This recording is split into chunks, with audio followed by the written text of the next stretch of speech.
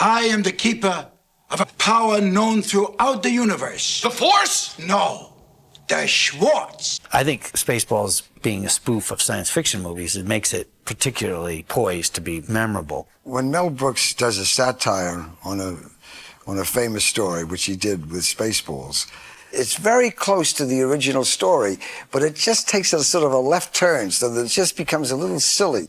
Well, I think the space genre was ripe for satire. No one had tapped into it yet. So you had characters easily identifiable. All rise in the presence of Dark Helmet. I sent the script to Lucas. I said, if there's anything that offends you, he called and he said, please, you know, I saw Blazing Saddles, I've seen Young Frankenstein. I trust your judgment.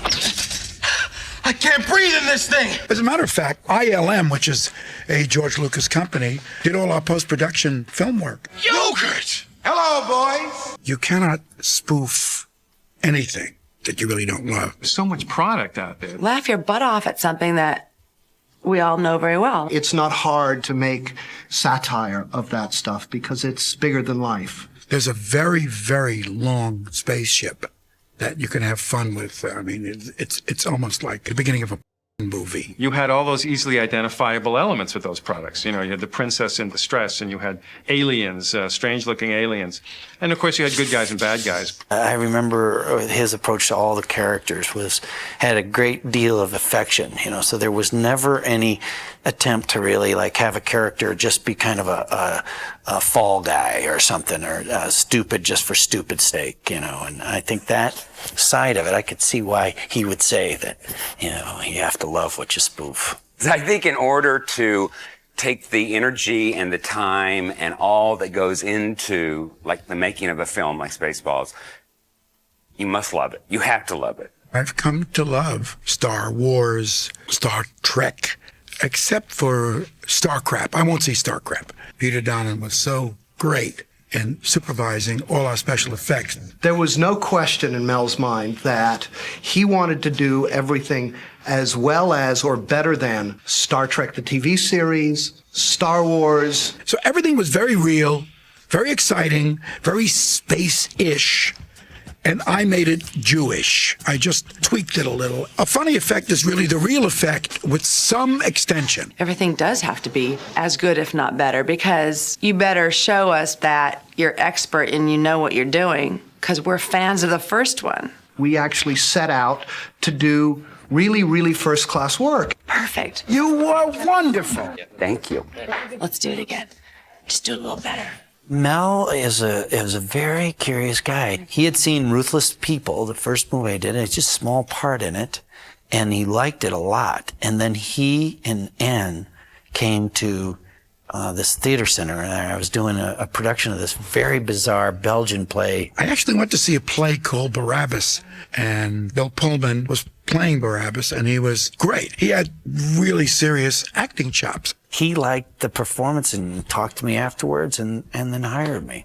When I went to meet with Mel, I remember thinking that, you know, I wasn't going to get this. I wasn't going to be right. And I wasn't, because I didn't think of myself as big slapstick, broad comedy. And I had just seen Robbie Reiner's The Sure Thing, and she was terrific in it. But he said playing it real or playing it straight is half of the comedy. I know these space bums. They're all alike. Fat, ugly, Bucktooth, knock-kneed. fierce-willing pigs. It was a social thing that I met Mel Brooks. He said to me, you know, you're not fat, but you have a fat man's face. We'll just pad you and everything because your face has got the right look for it. He said, would you want to do it? Yeah. I said, gee, that would be great. I know very little about dot matrix and Spaceballs because I was called in as kind of a Band-Aid person. I was called in after Spaceballs was done. It was my voice that was used. Lorene Yarnell actually plays dot matrix. She could move. She could do these robotic moves. Great with her body. But she didn't have the right comic voice. I got a call from Mel, and he said, how would you like to come in and write some jokes and do this character? And I said, great. So I knew nothing about, I didn't even know what the movie was about. That was my Virgin alarm. It's programmed to go off before you do. Before Spaceballs came up, I was doing Hill Street Blues. So it was quite a shift. I get a call one day from my agent saying, Mel Brooks wants to see you. Every spaceship needs kind of an accountant mind, you know? When Mel called me to talk to me about Spaceballs, he wanted me to come in and work with Rick. So here I had Mel again, and I had the potential of working with Rick, who I was a big fan of. Fire a warning shot across her nose. Rick was what you call a great pain in the ass. That is, he'd always finish a take, and he'd say, let's do it again in this next take. Why don't you say this, and I say this, and you say this? He was always right. Careful, you idiot. I said across her nose, not up it. And he was really, I say pain in the ass, but he was a pleasure to work with, because anybody who's so giving and loving and creative is very valuable. Rick also suggested very early, when I was talking to him on the phone about the part, that John Candy would be a great barf. And I think he called John. Hi. Who are you? Barf. Not in here, mister. This is a Mercedes. The spaceship crashes, and he gets caught, he goes back, and he ad-libbed, oh, that's going to leave a mark. Yeah, well, normally that's going to leave a mark. And that was so, you cannot buy that. I had done a little bit of work on Star Trek, the TV series, the original TV series. I had worked for the trailer company that had done the trailers on Star Wars, so I was familiar with the work that existed and sort of what the benchmark was. My name is Nick McLean. I was the director of photography on Spaceballs. We discuss angles, but nothing about film or looks. Its main focus was it funny? He told me, Nick, comedy is bright. In other words, you have to see the people. You have to see their expressions. He was admirably professional in every setup.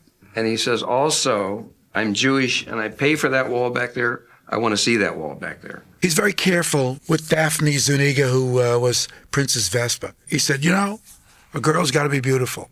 And I said, I agree. That's why we go to the movies.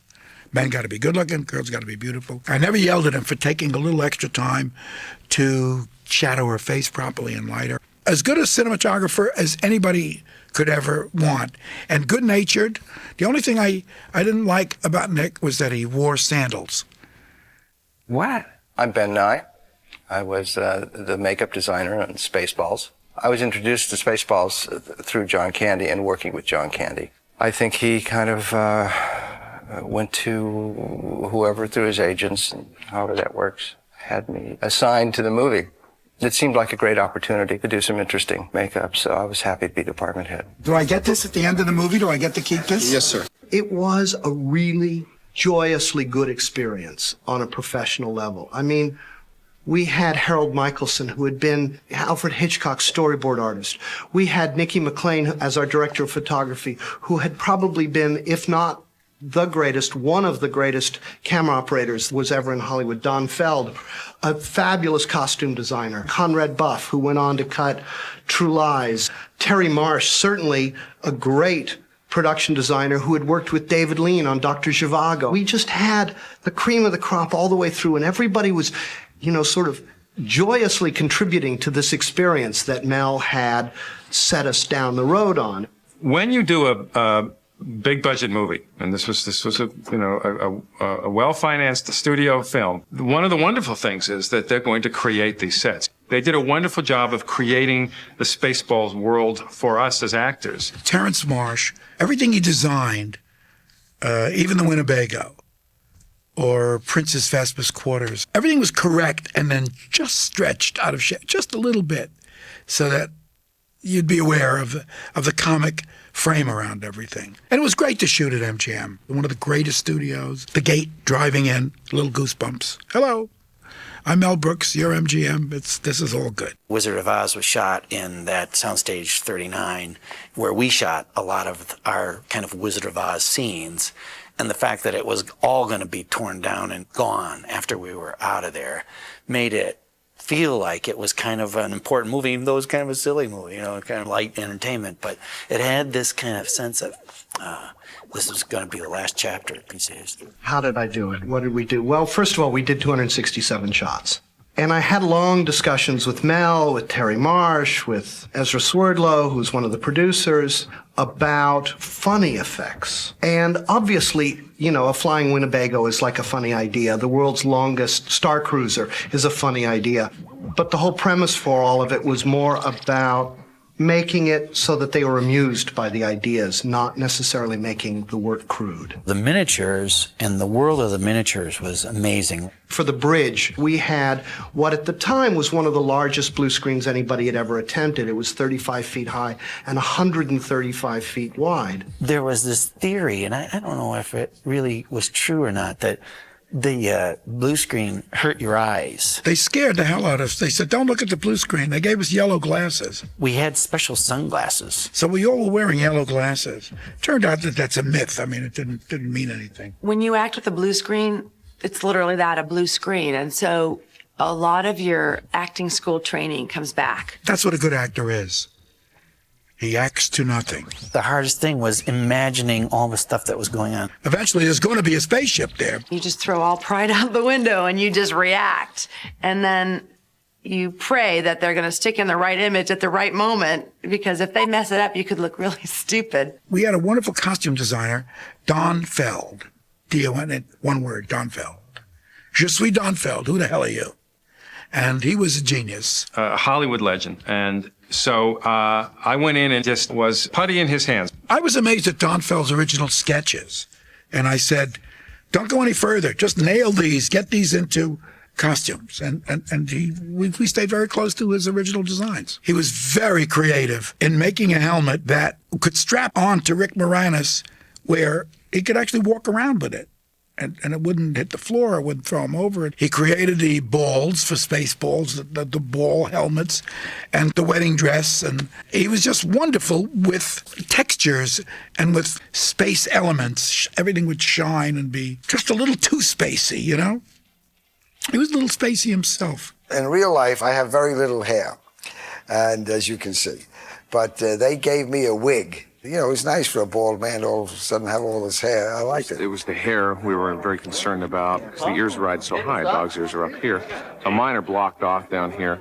I give myself big sideburns here on the side and a DA in the back with a ponytail, so I try to be a very cool dog. John wanted to have some appliance on his face to make him look like a dog. Mel said, we don't want to cover John Candy's face. We're paying all this money to see this guy who's really funny. He's got this funny face, and no, we really don't want to cover it up. So I said, what about if we give you doggy ears and maybe a patch?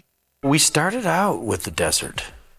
And that was the first shooting I did, anyway. It was out in Yuma, Arizona. If you do more than one take in sand, you've ruined the pristine quality of the sand. So, I mean, it would drive us nuts. We had to get a blower, or we had to get a sand broom. Worse than that was lunch. There was nowhere in near Yuma to eat lunch. It was hot and dusty. I felt really badly for Lorraine Yarnell. My God, Lorraine Yarnell had a trudge in the C-3PO mock-up. She had a real tough time, probably more difficult than most, because she couldn't actually see where she was going. And it must have been easily 120 degrees in that thing. We'd have to keep opening the mask so that she could breathe, and she'd just be dripping with sweat. I mean, it was so hot out there. This poor woman, I think, lost a lot of weight and water weight. I mean, and she was tiny to start with. She was a trooper. She was a real trooper. I'll tell you the costume that I really enjoyed more than mine and was jealous of was Rick's costume, because, of course, Rick had the big helmet. Everybody got that? Rick would try and break me up just before we would do a take, but he'd drop the visor. Never have that damn thing down in front of me. So he could laugh his little took us off, and no one knew. And I'm ruining the take because I'm laughing. And all I see are his little knees shaking a little bit. That's all because his helmet was down. I wanted that helmet. I wanted that. The people in the picture all had a terrific sense of humor, and there was a lot of kidding around going on. We had a lot of laughs making this film. Sitting there with John Candy, who just goes off, and you're crying and you're cracking up, and makeup keeps touching you up. And then all of a sudden they're like, okay, speed, rolling. And you're like, no, this isn't fair. I thought Mel was going to get mad. I thought, costing a lot of film here. We keep ruining takes. But Mel was laughing harder than anybody. I forgave them. I forgave them all. I love laughter on a set. See? And that's why I think Spaceballs works. We laughed more making that film than people laugh watching it. As much as they laugh, yeah, it was enormously funny and satisfying for people to work on that film. Mel Brooks is everybody's favorite uncle. He's your uncle because he genuinely cares about you. He's involved in your life. You're part of a family when you work with Mel. I like people. I give them advice whether they need it or not. Don't carry it that way. Hold it on your hip. You won't get a hernia. I help everybody. It's great working with Mel. On the set, he's a very funny man, but he's very nice, very serious, though, on the set. As a force of nature, Mel Brooks can be intimidating, but all in the nature of kind of really, let's not miss a moment of opportunity. Let's not be lazy. Let's not be self-congratulatory. You know, as afterwards, I've looked back on it and I realized how much I learned from the movie. You know, about comedy, especially comedy in film as opposed to theater, you know. And, he was so rigorous. That was something I really respect him for. You know, a lot of people think I'm their favorite uncle because I appeared on television in Mad About You, and I played Uncle Phil.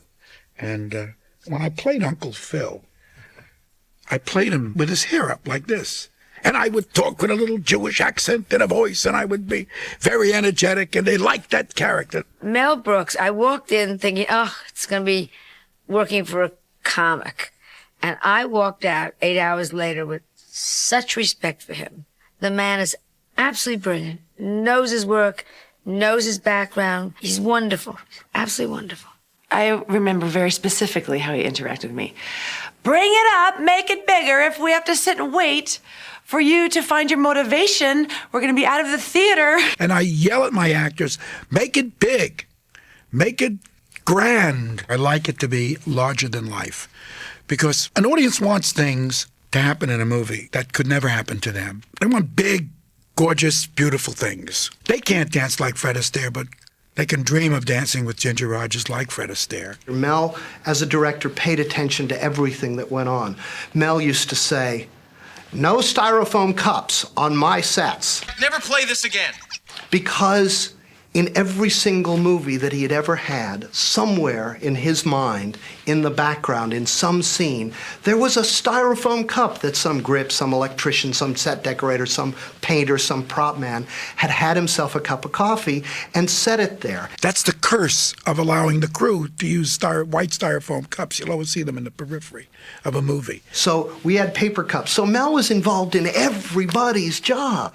Mel's way of working involves a lot of improvisation. No matter what preparation you do, no matter what rehearsals you have, it all changes as soon as you're in front of a camera. He was really good about letting people experiment and explore. It's not always the most important thing whether that improvisation works or not for that specific scene.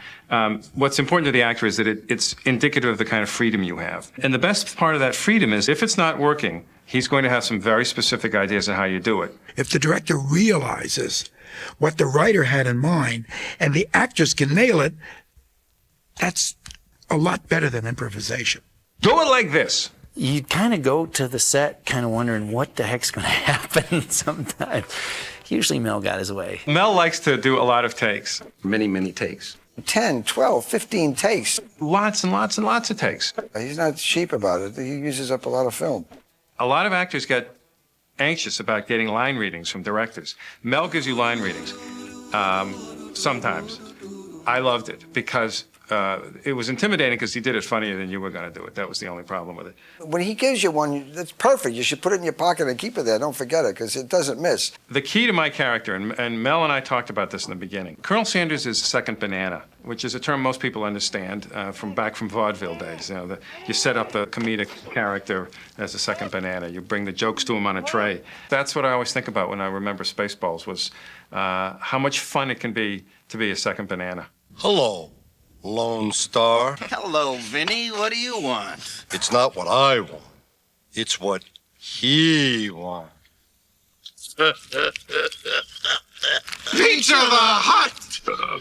Richard Caron played Pizza the Hut. He was inside this huge canvas-type thing that had all this actual cheese pizza over it. And to keep the pizza hot, they had a wire going through it. And it was bubbling. We'd shoot a scene, and Matt said, okay, we got to get ready for another take. And all of a sudden, I hear, smoke! I look down, and he's smoking.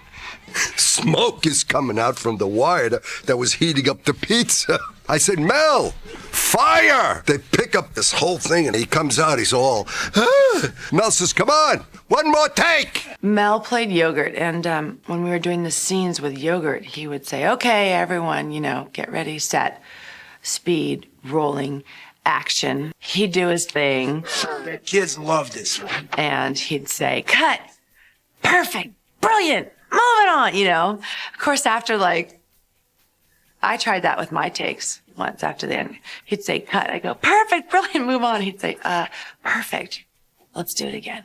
And for my part, I was, young kid, and Mel wanted me to shut up all the time. But always with affection. If you just aim for the place you're going, you'll fall short of it. You've got to aim beyond it to reach it. It's never as good as you want it to be. But then again, it's never as bad as you think it's going to be. But you got to give it everything you got. You don't go to work. You go to art. It's your vision. It's your love. It's your hope. It's your heart. You give your soul to the film, and you hope that it lands on its feet and that people, will enjoy it. I don't think I knew at the time that it was going to be what it was. All of a sudden, the last 6 months, I have kids from about 9 to about 15 coming up to me. They don't mention Ada is Enough at all. They don't even know about it. It's all they talk, you King Roland from Spaceballs. In other words, that film has become a cult thing with young kids. They love it. College campuses, dorm rooms, they watch it 8, 10 times, on a weekend. And then I thought, wow, this movie is, of all the movies that I've done, really like a virus got in people's brains and they couldn't get rid of it. It's all about the timing or the era or publicity, whatever. But people that come up to me now today, that's what I love. I mean, I never would have dreamed that all these years later, I'd be signing Princess Vespa pictures or autographs or being reminded of lines that I had in the movie. I know that in my area, people look at it 10 and 15 years later and say, you know what? The work that we did then in 1986 and 1987 holds up today. A lot of kids, little kids who see it, have no regard for its satiric aspects. They don't care that it's making fun of anything. They like the story. And that's what good satire is. It's become a big cult film for children. Kids to this day grab me on the street and say, oh, Spaceballs, Spaceballs. And I always say, no, just my voice. And then I oh, hell with it. Yeah, Spaceballs. My biggest video sales, you would think that it would be Blazing Saddles and Young Frankenstein. But the two movies are Robin Hood, Men in Tights, and Spaceballs. And that's because of young people. Kids love it. And adults get it. The experience was great. We had a wonderful bunch of folks, talented people, great cast. It was a great, great experience. So may the Schwartz be with you. There's a time to think, and there's a time to act. And this, gentlemen, is no time to think. We'll have one more round, and then we'll go. Chester? I couldn't say hi to John without hugging him. He's a big, heavy man, and yet he had that energy. Free and silly, but like a child silly, like a giggle. All the things that he brought to every role, which is you just loved him and you cared about him. You wanted him to be your next door neighbor or your friend. He was supportive, he was funny, he was positive about everything. He was one of the best. I loved him. John Candy never really got over the death of his father when he was 5 years old. He said later that it left a big sort of hole in his heart. Television provided a sort of alternate universe for him. He would never have auditioned for Second City. He was tricked into it by his friends. But there was no question from the beginning of his career that he was going to become a Hollywood star. Do you think there's something about your training up there in Toronto that makes it different? I think it was probably just the time for us, with being involved with Second City at the time.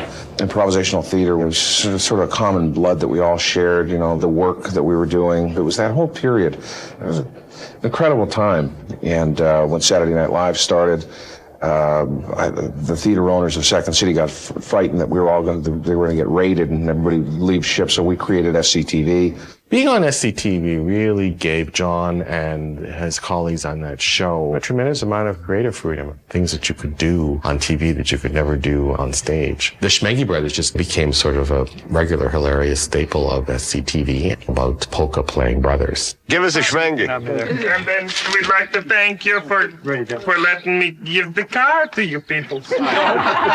He created a fantastic range of characters. This was really the beginning of the big ride for John. Splash was Candy's big breakthrough because it gave him a wonderful role in an extremely successful, enjoyable movie that had a huge mainstream audience. John's genius was always bringing something alive once you had the germ of an idea, that he could take it further and that nobody knew where he was going to go with it, including him. There's a scene when we're in the Winnebago and, it's John Candy and Bill Pullman and myself. And we were sitting there for a long time and they're setting up and John's going on about something. I mean, he just goes off on these riffs. Riffs that he would just break into because John was always performing. He was performing for everybody all the time. And your gut is killing because you're laughing so hard. Bill Pullman would say, "What the hell is that?" He would point out there. And, John Candy would torture him and say, "Where? What? I don't see anything. I just see that blue thing hanging there."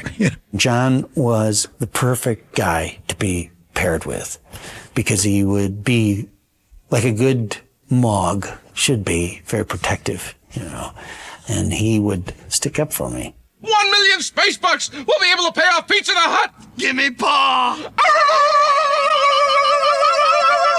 He was so nice. He was so friendly and warm. There was no attitude. There was no star trip he was ever on. He was simply one of the guys. A very generous performer. We did 2 benefits together, and extremely generous to the other person. He gave you the chance to do your laughs, do your breath. It's not, I can do this, and I will do this, and I will do this. It's more we. It's collective. Let's, this would be funny. I won't say that line, you will. I think you always wanted to be recognized as a more complete, versatile actor, which I think he really was. Comedians have an emotional sensitivity. Delirious was an interesting script, almost a James Thurber kind of thing about a guy who gets somehow dropped down into the middle of his own soap opera. There were fringe benefits for Candy because he worked with some people who became very good friends of his, Tom Mankiewicz, the director, and Merrill Hemingway, who was in it. This particular character in this film is a lovable guy. Do you ever wish someday down the road you're going to get a role that makes you a real meanie?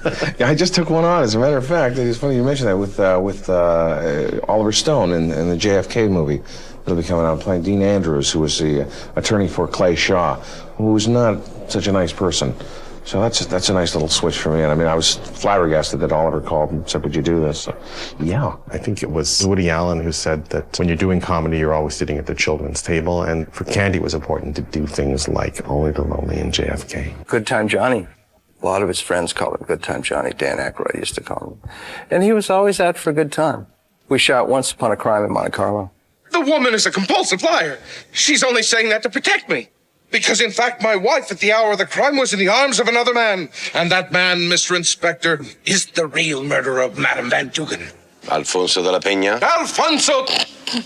We were in Monte Carlo about 3 weeks or so. So John decided that he was going to treat his sort of close crew to a boat ride. So he hired this 60-foot yacht. He stocked it with food. He had this amazing lobster, seafood lunch catered, champagne. It was a great treat. John was always doing something like that for friends and crew. He was a generous man. Wagons East was a tragedy and a fiasco, and there was a movie that Candy shouldn't have done and didn't want to do, but he had a contract. And of course, someone in his physical condition, being 100 pounds overweight and having serious health problems, should not have been going up into the mountains in Mexico where this film was being shot. This was not a good combination. When I first heard about it, it seemed so impossible to me. He seemed so filled with living and life and joy. He was fun to be around. We worked well together and always had a lot of laughs together, a lot of fun working together. He was a partner. He was one of a kind. John Candy's funeral in Los Angeles was a big deal. It was a Catholic funeral. Then a couple of weeks later, there was a memorial service at a church in Toronto for, Toronto folk who could not be in LA. And Catherine O'Hara give a very moving eulogy. We did SCTV together. When we all tried to come up with opening credits that would somehow tell the audience exactly what we were trying with the show to say about TV, it was John who said, why don't we just throw a bunch of TVs off a building? I think John Candy is remembered by anybody who cares about comedy and has a TV or a VCR. The great characters he created on SCTV are in reruns constantly, so he's always being rediscovered there. And his movies are both on television and in the video shops. He created his own universe. Candy had sort of a double attitude to his mortality. On the one hand, there was this constant kind of resolve to do better and to exercise and all of that. But on the other hand, there was an attitude that maybe there was nothing he could do about it. He had this metabolism, he had this family history, he had a father who died of a heart attack around the same age. So there was an element, I think, in his whole life and personality of whatever's going to happen will happen. Let's just have a good time while we're here.